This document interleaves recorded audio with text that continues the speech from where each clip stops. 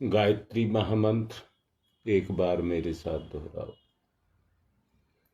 ओम भूर्भुवः स्वः तत्सवितुर्वरेण्यं भर्गो देवस्य धीमहि धियो यो नः प्रचोदयात्। तत्व दर्शन की बात चल रही है।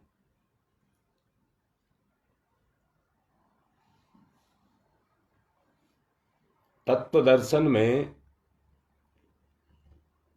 जिसका हम दर्शन करना चाहते हैं,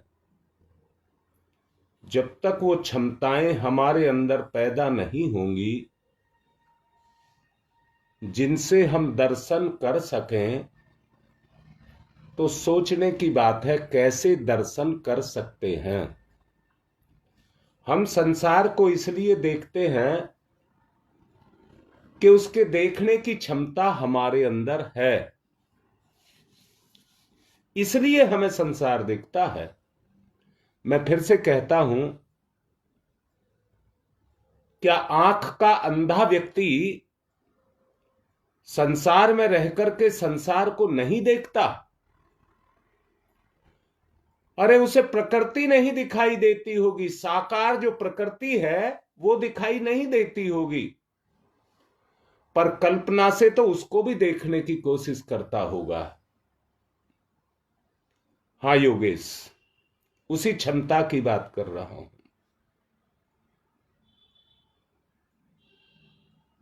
हम हाड़ मांस के बने इस शरीर और इससे संबंधित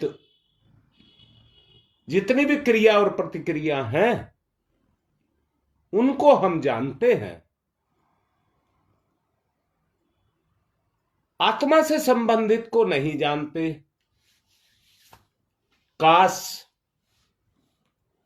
हमको संसार का ज्ञान ना हो करके आत्मा का ज्ञान होता, आत्मज्ञान होता, तो संसार में कोई लड़ाई दंगा कोई किसी तरह का कुछ नहीं होता। बाह्य ज्ञान होने के कारण और आंतरिक ज्ञान ना होने के कारण जो संतुलन बिगड़ा है वो आज आप सबके सामने है।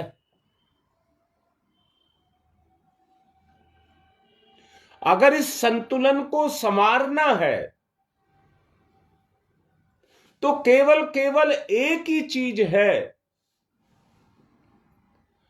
हम संसार में रहते हुए उन सफलताओं के लिए नाना प्रयत्न करते हैं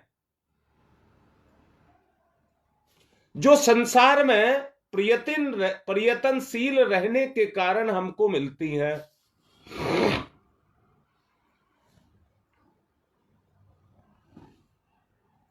इच्छाएं हमारी परिस्थिति के अनुसार हमारी इच्छाएं वैसी ही ढलती चली जाती है, अर्थात हमारी प्रकृति भी वैसी ही बनती चली जाती है।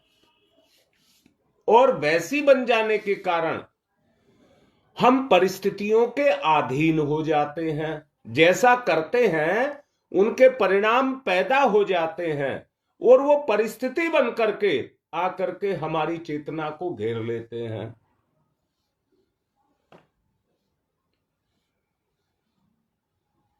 जब घिर जाते हैं तो परतंत्र हो जाते हैं, अधीन हो जाते हैं, अपनी स्वतंत्रता खत्म हो जाती है।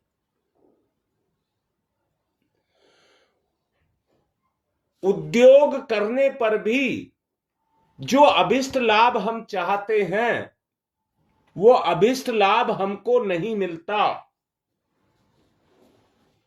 और ना मिलने के कारण हमारा जो ईश्वर पर या आत्मा पर विश्वास है वो चला जाता है। अभिष्ट लक्ष्य को प्राप्त करने के लिए उन अभिष्ट गुणों की आवश्यकता है जिनके द्वारा हम उन सफलताओं को प्राप्त करें जो जीवन में हमको करनी चाहिए। मनुष्य जीवन की एक अवधि है, परंतु इसी ऊहापोह में फंस करके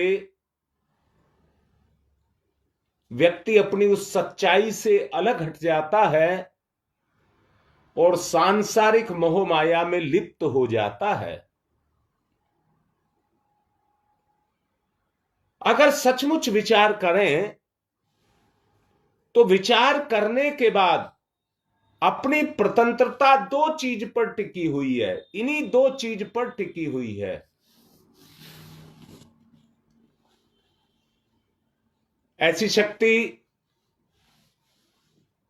जो सृष्टि का नियमन करती है, बालक के रूप में हमें जन्म देती है, पालन और पोषण भी करती है और अंत में जाकर के परिवर्तन भी लाती है।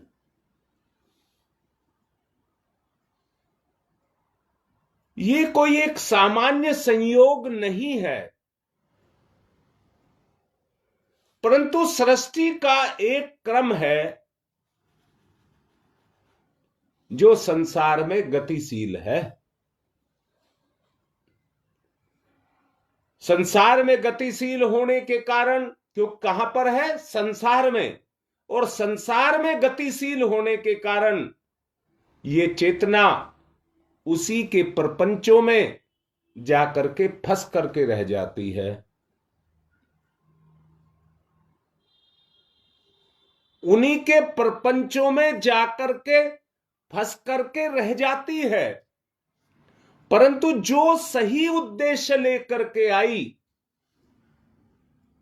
जिसके लिए वो अपने जीवन को लगा रही है, उसको समझ नहीं पाती। एक चेतना के लिए बड़ी महत्वपूर्ण घटना, सबसे महत्वपूर्ण घटना यही हो सकती है कि वो हार्ड मास के पिंड से अलग हट करके अपनी आत्म चेतना के बारे में चिंतन करे। अनुभव के आधार पर वर्तमान से लगाकर भूत तक सब कुछ देखे परखे और संसार में चल रहा घटनाक्रम उसका ठीक से मूल्यांकन करे, तो उसको यही पता लगेगा मेरे अलावा दुनिया में कुछ भी स्थिर नहीं है। जिस लक्ष्य या जिस मंजिल को मैं पाना चाहता हूं वो मेरी काल्पनिक है। इस छोटे से हार्ड मास के गर्भ में किस तरह से वो शक्ति अपना पालन और पोषण करती है, किस तरह हार्ड मास को ग्रहण करती है, किस तरह इसमें प्राणों का संचार करती है, कहां से इसको प्रकाश ज्ञान के रूप में मिलता है, रस रक्त का संचालन कैसे होता है, इन सब पर हमको बहुत अच्छे से ध्यान देना होगा। और ध्यान के साथ साथ ये भी देखना होगा घटनाएं कैसे बनती हैं, घटनाएं कैसे बनती हैं, सृष्टि का संचालन किस तरह से होता है। अगर वो संचालन सही हमारी चेतना में जागृत हो जाए, जैसा शुरू में बताया था, संसार में आकर के संसार का ज्ञान हमको हो गया तो संसार की घटनाएं हम घटा सकते हैं, परंतु आत्मज्ञान के बगैर आप संसार में कुछ नहीं कर सकते। वो बाह्य पक्ष है हमारा, जो कुछ भी मजबूती है वो आंतरिक पक्ष में है। जब तक हम अपने आंतरिक पक्ष को मजबूत नहीं करेंगे तब तक कुछ नहीं हो सकता। एक बात को अच्छे से मान लें, कोई अदृश्य सत्ता जो हमारे साथ और हमारे ऊपर, हमारी चेतना पर अपने काम को कर रही है, वो क्रियाशील है। तत्व वही है, दर्शन भी उसी का करना है। अगर उसका दर्शन हमको होता है, उस तत्व का दर्शन हमको होता है, दोबारा से बोल रहा हूं, लोभ का दर्शन लोभी को होता है क्योंकि उसके गुण उसके अंदर होते हैं। भोगी, कामी, क्रोधी, लालची जैसा भी व्यक्ति है, जैसे गुण उसके होते हैं वैसा ही संसार में उसको दर्शन होता है। मैं फिर से कहूंगा, पूरा संसार भोगी के लिए भोग का साधन, लोभी के लिए लोभ का साधन, जो जैसा है, जिसकी जैसी प्रकृति है, ये संसार उसे उसी तरह का साधन बन करके खड़ा हो जाता है। यहां पर उस तत्व का दर्शन हमको करना पड़ेगा जो वास्तव में सत्य है और जिसके लिए हमारा जन्म हुआ है। यहां सब कुछ चमत्कार सा लगता है, यहां पर सब कुछ चमत्कार सा लगता है, परंतु ये चमत्कार नहीं है, ये ही सत्य है। यहां जो घट रहा है वो ही सत्य है। उसके पीछे ही परमात्मा शक्ति सबके ऊपर अपने काम को कर रही है। परमात्मा सत्ता अपने काम को कर रही है। कैसे, किन शब्दों में आपसे कहूं कि बात समझ आ जाए? पहले तो ये मैं पूछ रहा हूं, क्या इतनी बात आपको समझ आई है? अंदर और बाहर की शक्ति के बारे में, घटनाएं किस तरह से बनती हैं, किस तरह से वो शक्ति संसार में काम करती है, ये बात क्या आपको समझ आई है? तत्व दर्शन उसी को कहते हैं कि हम उसकी क्रियाशीलता को समझ जाएं। बोलो, इतनी बात समझ आई है? अरे गंदगी से तो गंदगी ही पैदा होगी, गंदगी से तो गंदगी ही पैदा होगी। बोलिए, ठीक बात है या गलत बात है? बात समझ आ रही है? अब बात केवल एक बात पर आकर के टिकती है। अगर समझ आ रही है तो एक बात पर बात टिकती है। अगर हम में चलने की क्षमता नहीं है, बच्चे और जवान, जब बच्चे और बूढ़े सहारा लेने लग जाते हैं,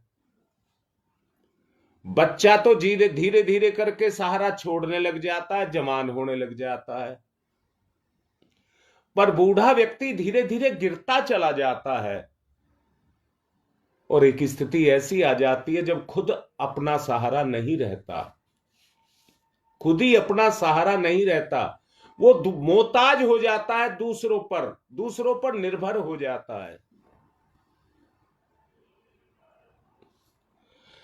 अगर हम इस बात को समझ लें कि एक बच्चा जो पैदा होते के साथ ही समर्थ नहीं था, वो कैसे समर्थ हुआ, अगर इस बात को हम समझ लें, जितेंद्र बेटा ठीक से समझना, एक बच्चा कैसे खड़ा होने लग जाता है, जो ईश्वरीय सत्ता है, जो वो तत्व है, वो अबोध है, उस समय वो अबोध है। अबोध होने के कारण उसमें कोई दोष खोट नहीं है। बेटा अपने जीवन को देखो, जब तुम 12 साल तक के थे, दुनिया का अल छल कपट दोष द्वेष कुछ नहीं तुम्हारे पास था। ईश्वरीय सत्ता, वो तत्व तो उसी दिन से तुम पर काम करने लगा जैसे ही तुम्हारे अंदर जन्म लेने की इच्छा हुई। गर्भ में भी मैंने अभी कुछ देर पहले कहा था, कैसे जीव वहां पर अपना निर्माण करता है, कैसे अपने जन्म को लेता है, कैसे संसार में वो क्रियाशील होता है। हां लाडली बेटी रीता बिल्कुल ठीक कह रही है।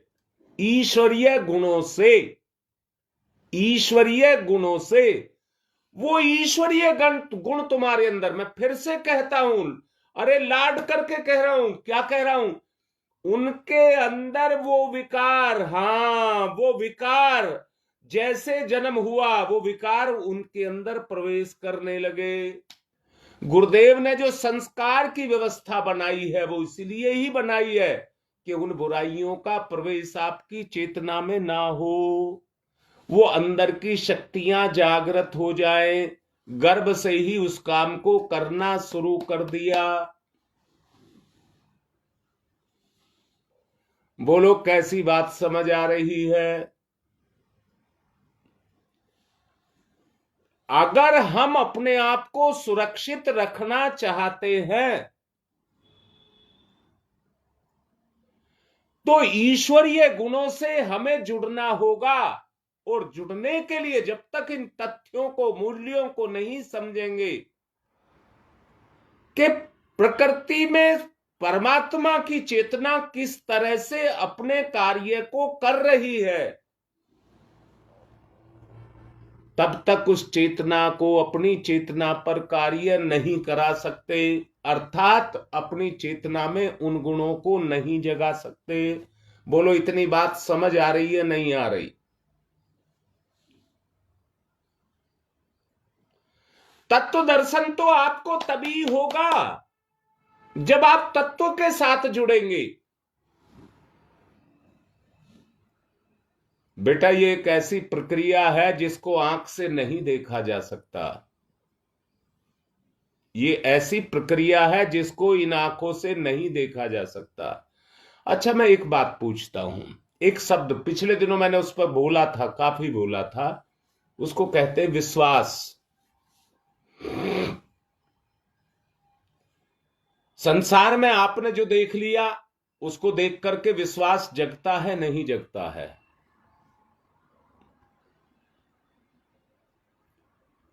परंतु विश्वास जगा है, विश्वास टूट भी सकता है।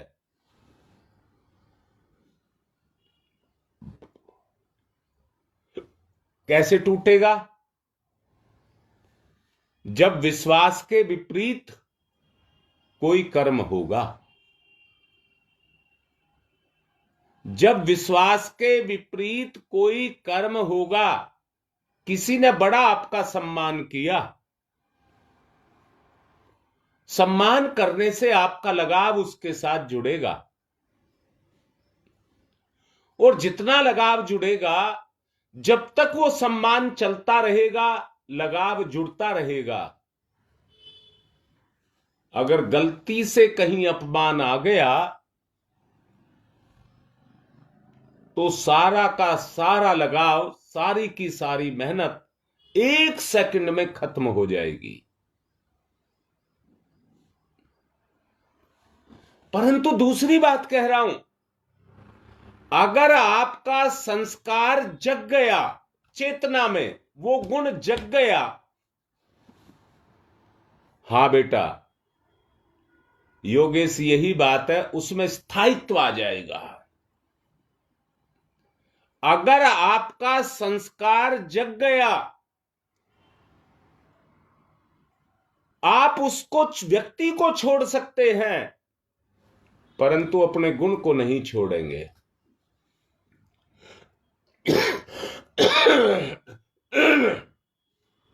क्योंकि वो व्यक्ति पर निर्भर नहीं है, वो संस्कार पर निर्भर है, गुण पर निर्भर है, चेतना पर निर्भर है। आपकी चेतना में वो संस्कार जग गए, ऐसा व्यक्ति अपने जैसे को ढूंढेगा, अपने जैसे को ढूंढेगा। जैसे ताश खेलने वाले अपनी चौकड़ी जमा लेते हैं, नशा करने वाले अपनी चौकड़ी जमा लेते हैं, निंदा करने वाले अपनी चौकड़ी जमा लेते हैं, जैसी जिसकी वृत्ति होती है वो उन्हीं को ढूंढ करके ले आते हैं। अगर ये रसानुभूति आपको अंदर से हो गई तो इसी को आत्मरस का जागरण कहते हैं। और आत्मरस का जागरण एक बार हुआ, जैसे मैं कह रहा हूं कि छोटा बच्चा 12 साल तक निरंतर अबोध बना रहता है और अपने प्रयास करता रहता है। दोबारा बोल रहा हूं, मैंने पिछले दिनों कहा था हमारे शरीर में ग्रंथियां होती हैं और वो अपने जरा से रस को छोड़ती हैं, जरा सा रस छोड़ती हैं, पर जीवन में बहुत बड़ा परिवर्तन आने लग जाता है।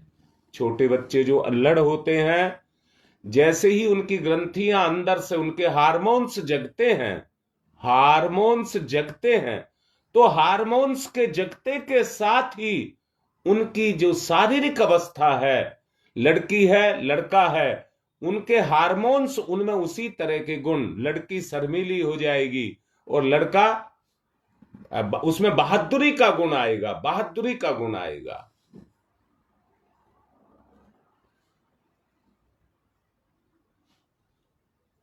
उन गुणों को हमें जागृत करना है, उन गुणों को हमको जागृत करना है। उसी से तत्व का दर्शन होगा, तत्वबोध होगा, उसी से।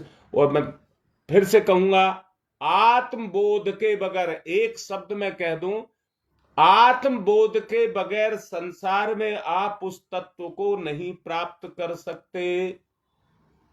पवन इशारा कर रहा है ध्यान की तरफ, समय भी हो चुका है, इसलिए ध्यान की तरफ चलेंगे। इन्हीं भावों को देखिए, जो समझाया गया है, उन्हीं तथ्यों को शक्तियों को अपने अंदर जागृत करिए। ध्यान मुद्रा, आत्म भाव, आत्म चेतना, अपने आप को महसूस करें, अपना ज्ञान करें, अपना ही ध्यान करें, उन तथ्यों को पकड़ें। जागृत करने के लिए ओंकार नाद का सहारा लें।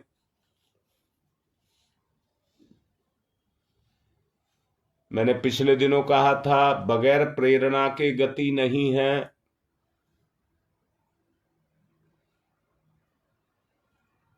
बगैर गुरु के गति नहीं है। ध्यान में उन तथ्यों को जगाएं।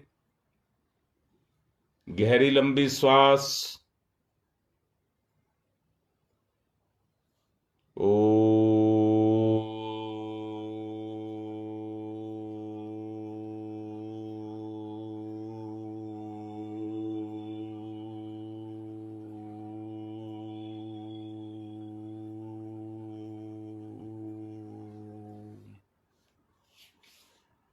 स्वयं पर केंद्रित, सब कुछ आपके अंदर घट रहा है।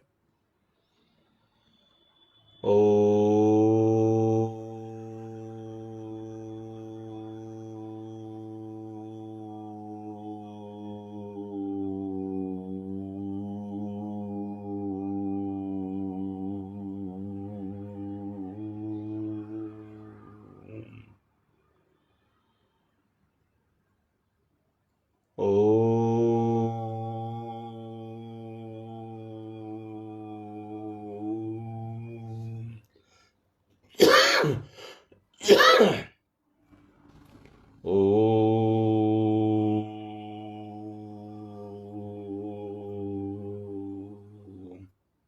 आत्म चेतना को जागृत करें, आत्म भाव के द्वारा सत्य के साथ जुड़ें।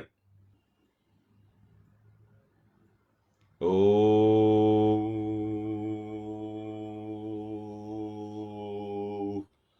ओ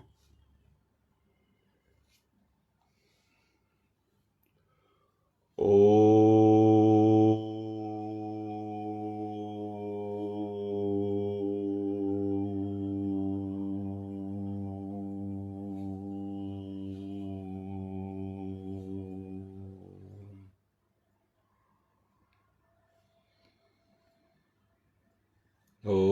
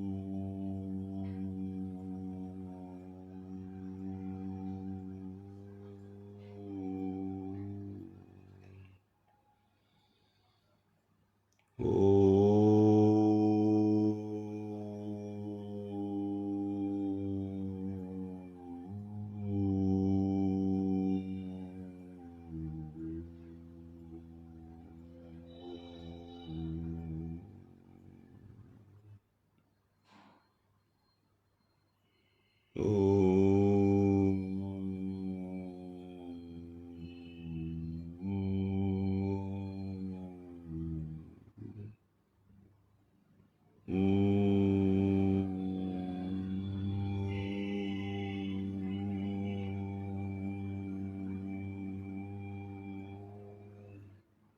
भाव का जागरण, आत्म भाव का जागरण आत्मज्ञान से। आत्मज्ञान तत्व वो ही दर्शन कराएगा, आत्मज्ञान ही तत्व का दर्शन कराएगा, अंदर की हृदय की भूख को जगाएगा। ओ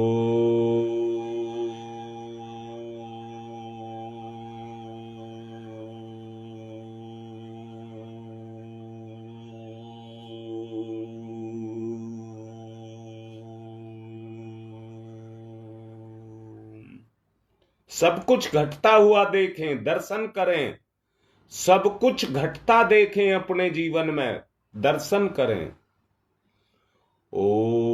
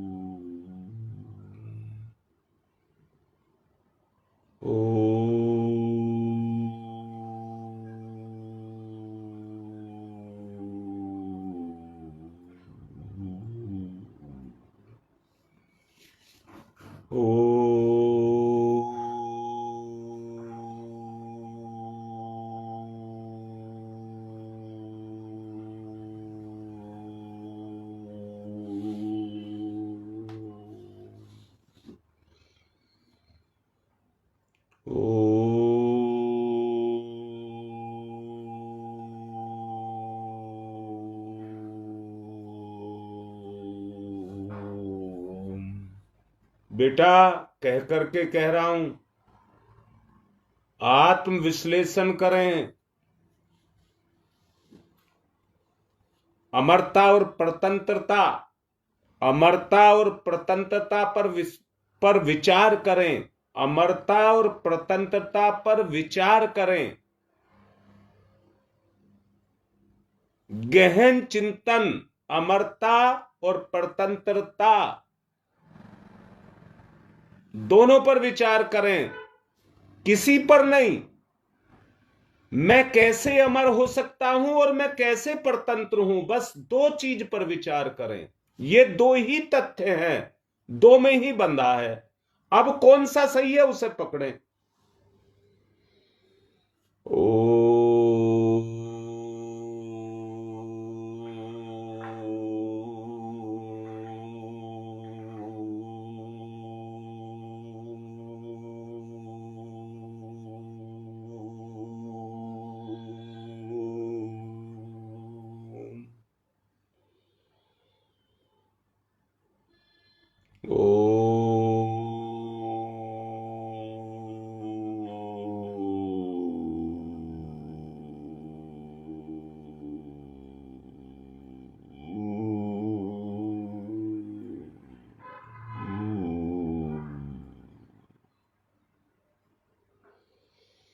ओ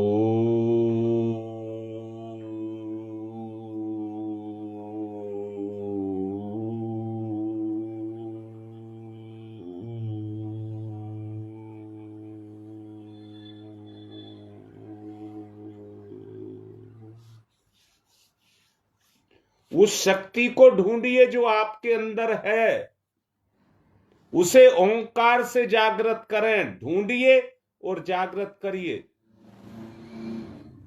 ओ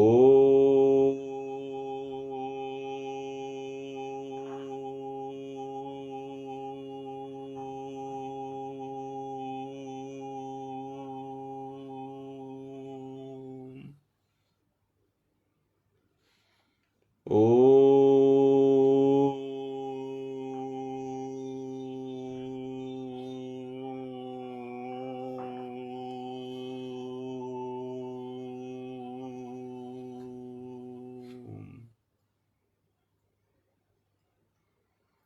ओ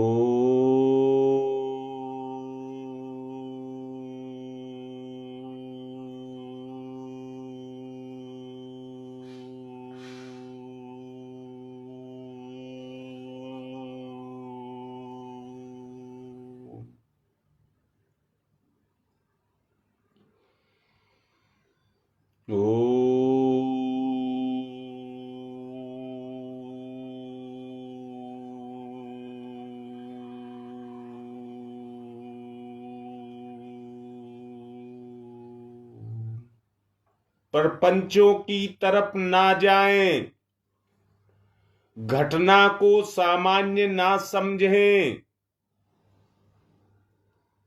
प्रपंचों का ज्ञान होने के कारण उधर ही झुकाव चला जाता है। अमरता की तरफ जाएं, ढूंढें उन तथ्यों को, मूल्यों को, जिस पर हम अमर हो सकते हैं। बहुत गंभीर, बहुत गंभीर, अपने प्रति जिम्मेदार, अपना जिम्मेदार, गंभीर। ओ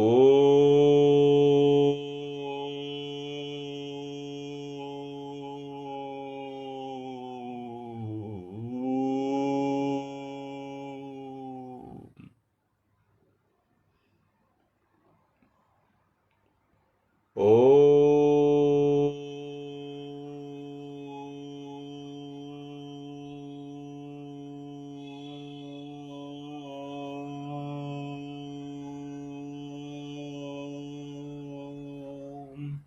बेटा, संसार हमें फंसाता है, बुराई प्रेरित करती है, ललकारती है, धिक्कारती है और कहती है मेरे जैसा, मेरा साथ दे और मेरे जैसी हो जा। आपको ये नहीं करना है, अमरता के तत्व को ढूंढना है। वो शक्ति आप ही के अंदर है। अपने आपे को जागृत करिए, फंसिए मत। संसार प्रपंच है, यहां सब रिश्ते परिवर्तनशील हैं। माता पिता और बच्चा आपस में कितने लगाव करता है, परंतु समय के साथ परायापन आ जाता है। अपनी अंतरात्मा से प्रेम, उसी में वो शक्ति है। जागृत करिए, ढूंढिए। ओ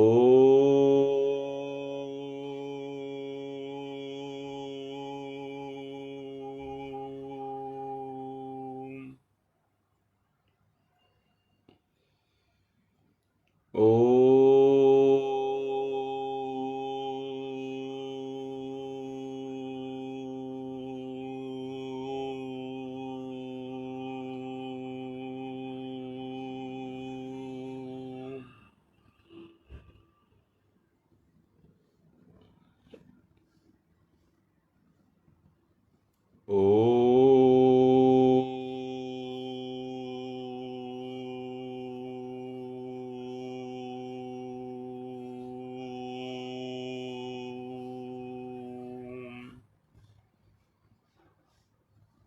ओ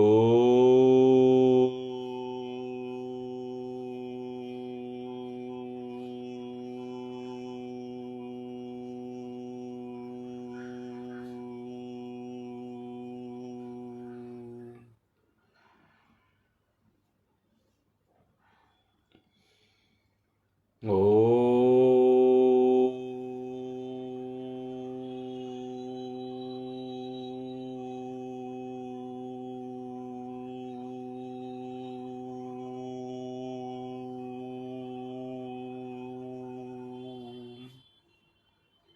मन नहीं कर रहा, समय पूरा हो रहा है, आपको छोड़ने का मन कर रहा है कि उस शक्ति को ढूंढा जाए अपने अंदर, अपने संकल्प को जगाएं, मनोबल को जगाएं, जिससे इंद्रिय प्रवाह रुक सके।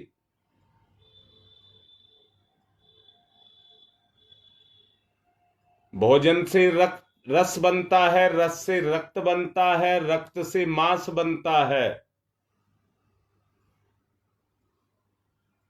परंतु जब शक्ति क्षीण होने लग जाती है, ना रक्त बनता है ना मांस बनता है।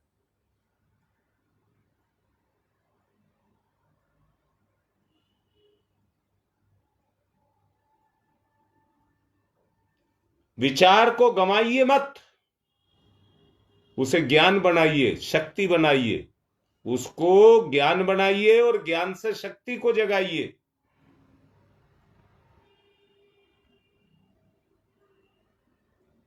जागरण, गहरी गहरी श्वास, गहरी गहरी श्वास, सहजता आए, सहजता, अंदर से सहजता।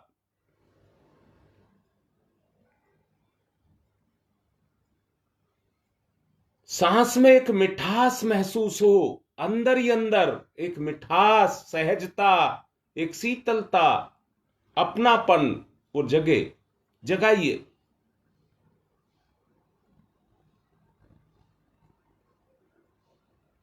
नाक के पीछे जो ग्रंथि है उस पर रगड़ करके प्राण वायु को अंदर भेजें।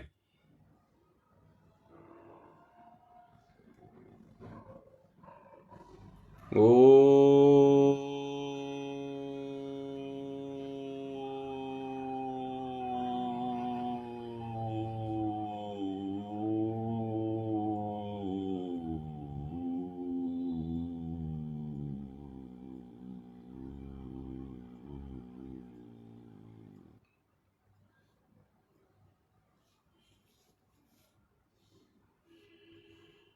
धुलाई कर दीजिए अपने अंदर की, आवागमन की धुलाई, सब गंदगी बाहर।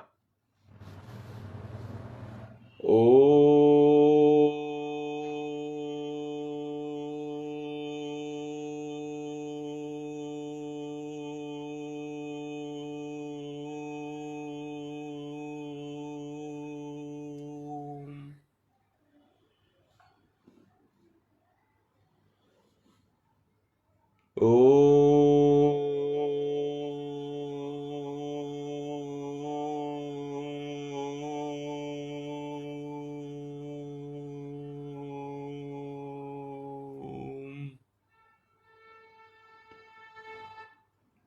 ओम तमसो मा ज्योतिर्गमय। धुलाई करके स्वच्छता पैदा करें, निर्मलता आए। ओम तमसो मा ज्योतिर्गमय। आंतरिक प्रकाश जगे, आत्मज्ञान जगे। ओम तमसो मा ज्योतिर्गमय।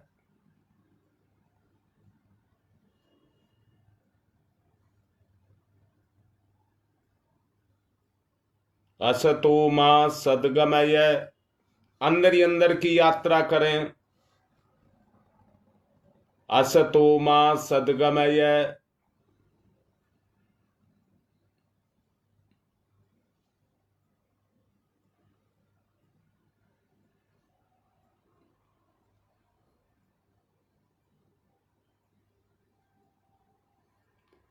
असतो मा सद्गमय।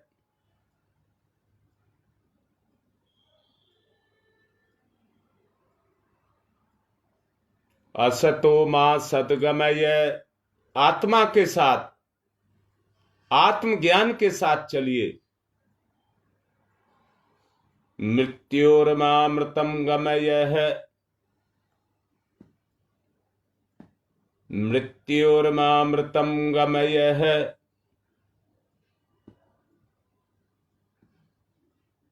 मृत्योर्मामृतम गमयः।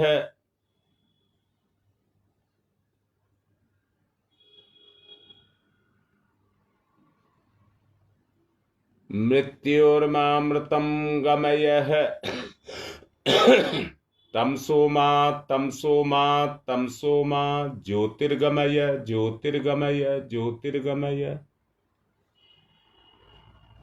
अस्तो मा अस्तो मा अस्तो मा सद्गमय सद्गमय सद्गमय।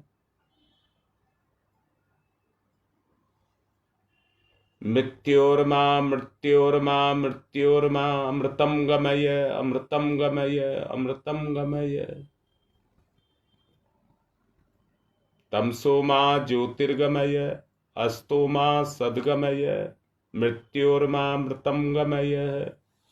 दोनों हाथ रगड़िए, मुख पर हाथ फिराइए।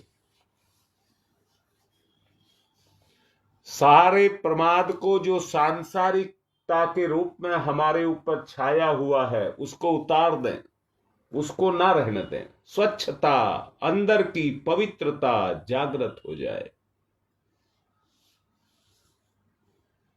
ये पिरवा से रोकन सिंह आज मुझे दिखाई दे रहे हैं। मैं इनसे प्रार्थना कर रहा हूं कि मुझे फोन करें। आज की बात समाप्त।